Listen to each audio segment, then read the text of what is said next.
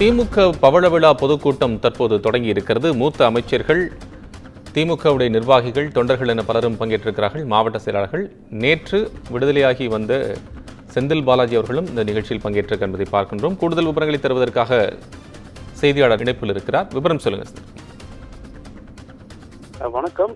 திமுகவினுடைய கழக பவள விழா பொதுக்கூட்டமானது காஞ்சிபுரத்துல தற்பொழுது துவங்கி இருக்கிறது. இந்த கூட்டத்திற்கு திமுக தலைவர்கள், முக்கிய தலைவர்கள், முதல்வர் உட்பட ஏராளமான தலைவர்கள் கலந்து கொண்டிருக்கிறாங்க. அதாவது கடந்த இந்த மாதம் 17ஆம் தேதி சென்னையில OMCA மைதானத்துல திமுகவினுடைய முப்பெரும் விழா நடத்தப்பட்டது. இதனைத் தொடர்ந்து வரும் 28ஆம் தேதி, அதாவது இன்றைய தினம் காஞ்சிபுரத்துல பவள விழாவை கொண்டாடும் வகையில மாபெரும் பொதுக்கூட்டமானது நடைபெறும் என்று அறிவிக்கப்பட்டிருக்கிறது. அதன் அடிப்படையில் தற்பொழுது திமுகவினுடைய பொதுச் செயலாளர் துரைமுருகன் தலைமையில தற்பொழுது இந்த காஞ்சிபுரத்துல இருக்கக்கூடிய பச்சையப்பன் ஆடவர் கல்லூரி திடல்ல இந்த மாபெரும் பொதுக்கூட்டமானது நடத்தப்பட்டு வருகிறது. இந்த பொதுக்கூட்டத்தை முக்கிய அம்சமா பார்க்கப்படுவது என்னவென்றால், திமுக உட்பட திமுகவினுடைய கூட்டணி கட்சி தலைவர்களுக்கு அழைப்பு விடுக்கப்பட்டிருக்கிறது. அந்த வகையில் முக்கிய தலைவர்களாக பார்க்கக்கூடிய திராவிட கழகத்தினுடைய தலைவர் கி வீரமணி, காங்கிரஸ் கட்சியினுடைய தலைவர், தமிழ்நாடு காங்கிரஸ் கமிட்டி தலைவர் செல்வ பெருந்தகை, மதிமுக பொதுச் செயலாளர் வைகோ, மார்க்சிஸ்ட் கம்யூனிஸ்ட் கட்சியின் மாநில பொதுச் செயலாளர்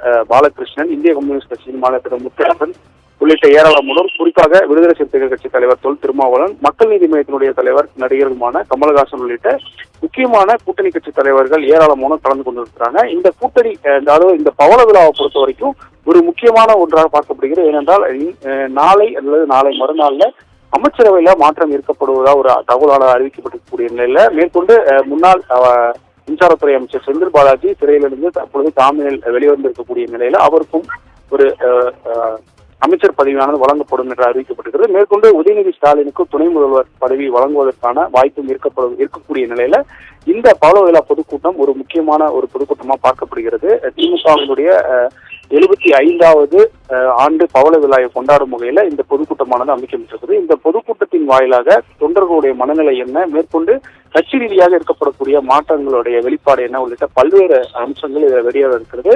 மேற்கொண்டு இந்த கூட்டத்துல தமிழ்நாடு முதல்வர் மு க ஸ்டாலின் அவர்கள் சிறப்புரையாற்ற இருக்கிறாரு. அவர் பல்வேறு தகவலை தெரிவிப்பார் என்று வெளியிடப்படுகிறது. இது குறிப்பாக இந்த அமைச்சரவையில் மாற்றம், உதயநிதிக்கு துணை முதல்வர் பதவி உள்ளிட்ட பல்வேறு தகவல்களை இந்த கட்சி சூசகமாக தெரிவிப்பார் என்ற ஒரு எதிர்பார்ப்பு எழுந்திருக்கக்கூடிய நிலையில இது ஒரு முக்கியமான ஒரு பொதுக்கூட்டமா பார்க்கப்படுகிறது. சிவகுமார், உங்களுடைய விவரங்களுக்கு நன்றி.